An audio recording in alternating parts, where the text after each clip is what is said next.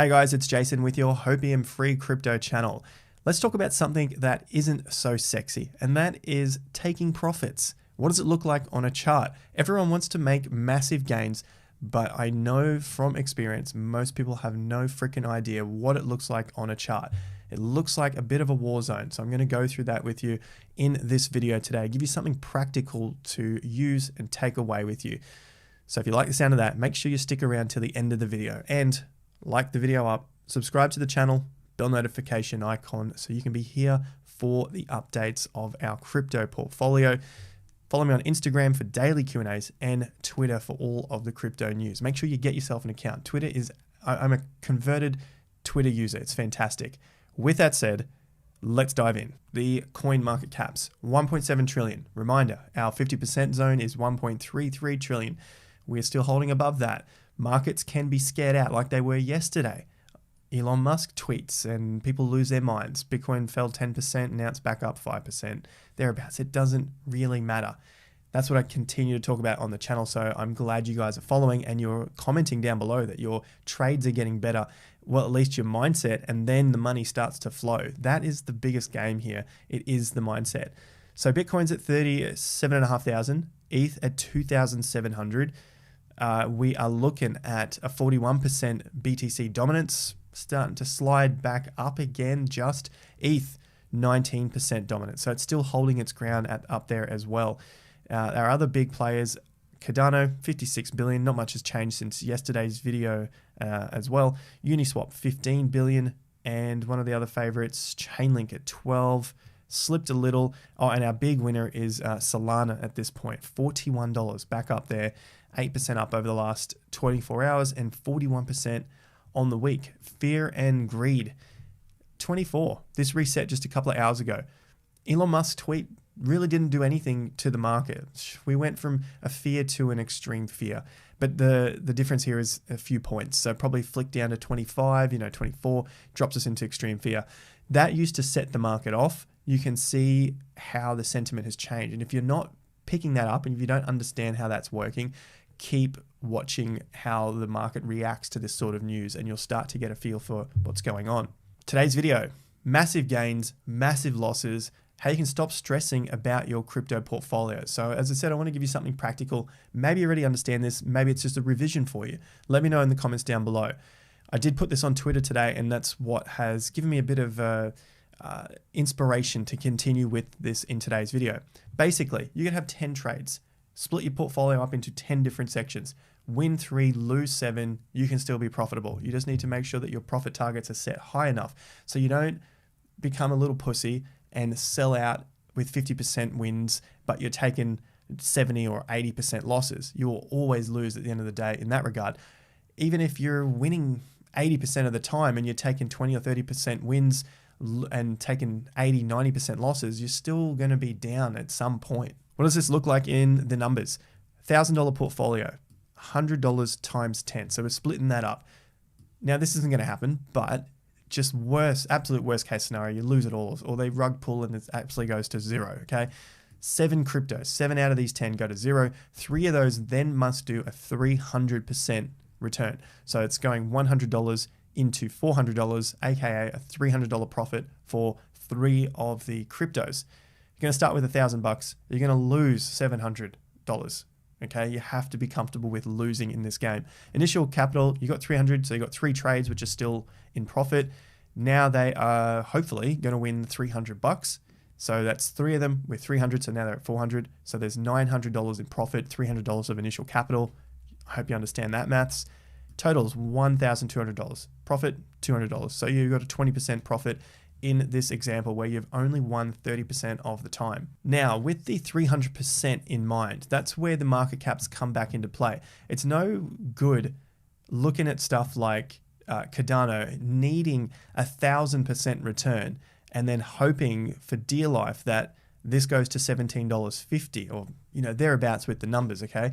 This is probably not going to happen in this cycle. It could. It very well could, but the chances are getting stacked against us at this point. We need this to go to a $560 billion market cap. Ethereum isn't even there at the moment, and that's just short of where Bitcoin is currently. So you're really stacking the odds against you if you're trying to look for 10x's in these higher cap cryptos. So we're looking for 300%. Could Cardano do it? Probably. Just needs to get to about $758. I think that is doable. You know, around a $250 billion market cap, just short of where Ethereum currently is, and obviously everything else will go up in that case. So that's how I would be looking to structure my portfolio so that I can get these gains in case these go to zero. So these can be safer bets. These can be extreme risky bets like those altcoins, the small cap stuff under 100 million, under 20 million that I talk about on the channel. And I'll show those in just a moment as well. So now that we've got the numbers, we understand what we're looking at when it comes to market caps and why they're so important. Let's take a look at the trade that I've taken a chunk from. And I didn't even get the best prices. I did not buy Zen at the absolute lows of $3. I think I did pick up some at $4 just because it was so low, but I didn't pick up a big bag. It was just like, look, this is $4, let's buy some. The point that I'm making here, and I'll keep it nice and succinct, is when it comes to trading and investing, I just want to take the chunk. I just want to take a chunk out of the market and leave the rest to someone else. Maybe I don't get the bottom, that's fine. It's like buying something secondhand. So if you're going to buy something secondhand and you want to be able to sell it on, you're probably not going to get every last piece out of it to sell it on. You might do it a few times, but you want it to look like there is still something left in that deal. If you're selling on, say you got a car and someone wants to fix it up, if you deck it out completely and you're in the game of selling it on so someone else can fix it up, then you sort of leave a little bit in the deal for that next person so they can do a bit of work to it and hopefully make a little bit of a gain. At least it looks like a good deal. That's the way I've learnt it from other experienced traders. They say you don't need to get the absolute top and you don't need to buy the absolute bottoms. You just want to take a big chunk out of the middle. And that's how I teach it in the Investor Accelerator. So if you want to learn how to do this profitably long-term, link to that is in the description down below. The Investor Accelerator membership. 6 hours of video content to understand what it is I'm looking at here and how to do it. So that's where I'm going with this trade here. So yes, I could be buying it on the breakouts. And what did I do? This is an older one as well. I did buy some of these bull traps. So my average position when I last looked at my numbers was about $17, $18. So somewhere at that level, because I was able to improve my skills learning, buying at these lows, buying at the breaks. So we got a breakout here and then we got another breakout here. And we had a dump back here just to test those support levels. So I could average my position to less than when I got suckered in back here. And basically that allows me then to have a lower position to get the return that I'm after. So now we look to where I could exit. It's around 500%. So the exit looks like a bit of a war zone. It didn't look like just exiting at that exact price. And there's a reason why I would exit there or exited a lot of the position there is because we broke down on the swings. I could see that. But this section also, during the course of the trade, this is the war zone. This is why when I talk about trades or reading charts on a daily basis, this is how I'm able to get in and out of them and not feel emotional about them. But I do see that in the comments, people are like, why would you sell here? Why would you buy here? Why not just hold and run it up? And I just say, yeah, you could run it up, but you have no idea what the hell you're doing and you end up just running it back down. I like a bit of practice with some of them. Sure, I'll leave some other cryptos and not touch them. Bitcoin, just leave it. I don't need to play the market like that because I don't feel like there's enough in the swings for Bitcoin. That's just my position. But here I can sell out. I'm like, look, I've had a massive peak. I think I've gone on a pretty good run from my average price of around $17. You know, this market has gone up 400 something percent from my point. I like around the $60 level for a few reasons through there with swings. I'm happy to take a good chunk here. If the market goes back up, I'm going to hold a position, get out a little more as the market moves up again. So this exited, I was like, sweet, it's gone down. But then I saw this build up. So $60, there's initial exit. It went down, it started to climb again. And then we had this swing and I think, all right, the market's probably going back up. Here is another entry point because it's above this swing high. That's what I want. Okay, so I'm entering on high $60 and I just exited at low 60s. That is the way the game works because I look at this and say there's more in this. I'm okay to take a 10 or 15% hit from that initial position. I'm going to ride this up as far as I can go and not put this new position into a loss because I'm getting in at a higher price. This I can afford the market to go against me. That's fine. You know, I'm up once we break through these highs, and I know it's not coming back to these levels. You know, we break through, it's not coming back to these levels anymore. But here, this is the risky part. And this is where retail starts to FOMO into pretty much anything else that's out there. Dogecoin, XRP, all that sort of stuff. They just buy in as the market's riding up, and there's really not that much percentage left in it. You know, 100% in this case, if we're lucky, 140%. All right, but we're going up, comes back down. Sweet. There's my exit. I'm going to put my stops here. My alerts go in. Boom. Market hits it. I'm out. All right, market bounces back. I could have sold it for higher, but at the end of the day, I just want to take the chunk and move on to the next market. Forget about it. Come back when this is going on. That's what I want. Maybe it doesn't happen this big. Maybe it just ends up being, a little movement across. Okay, sweet. I can buy back in. Maybe I catch it again as it's breaking out again. Sweet. I buy back in and wait for the next run. That's how the trade looks so that I can end up winning in this regard. Now to the losers. Stuff like TVK. This has been a loser so far, but I don't put a ton into these trades at the one time. I am now convinced, I didn't understand that that's what a lot of retail do, but they'll basically look at something and buy it all in the one hit. If that's what you're doing, let us know in the comments. We don't need to point people out, but if you're willing to share that and just say, look, that's what I have done in the past, cool, learn from that mistake. Maybe it works sometimes. Essentially what I'm saying is a lot of people sort of see something and buy it, all their money's gone, market falls, because I was looking at this at around 60 to 70 cents, so somewhere around 65 cents. Now we're sitting all the way down here at around 18 cents. So this is a 70% loss at the moment. But I didn't put everything in at this point, nor is this a huge chunk of my portfolio. What I want to see is that. I feel way more comfortable with that, just putting in money all the time, putting in money, because I know this is coming at some point. What retail does, they want to see this already, and then they're convinced that the market is going up. It's already happened. So that's not the way I trade. I want to see this start to level out, then I'll keep going, keep buying. Starts to burst, sweet. Let's get my 500, 400, 700%, whatever it may be for that point in time, and get out and move on. I don't need to marry these things. So TVK, that's the 70% down. Zen is the 400% up, and it's covered any of these other cryptos should I want to sell out of them and move it into something else. So TVK, I'm still liking this one, but I'm waiting for a better entry point at this point in time. The other one's Uniquely. Uniquely is something I talked about just a few weeks ago.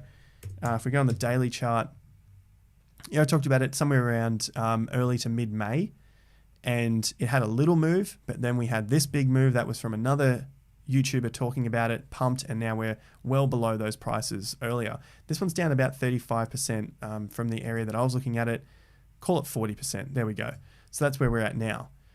That's okay. I'm okay with this one because I still think this project is going to do pretty well long term.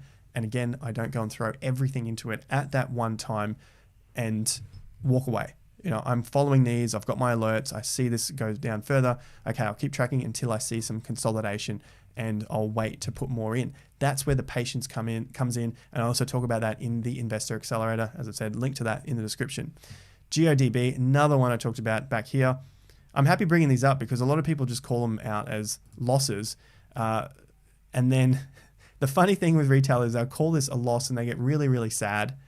Their profits, their money is down 70%, but they haven't sold it yet.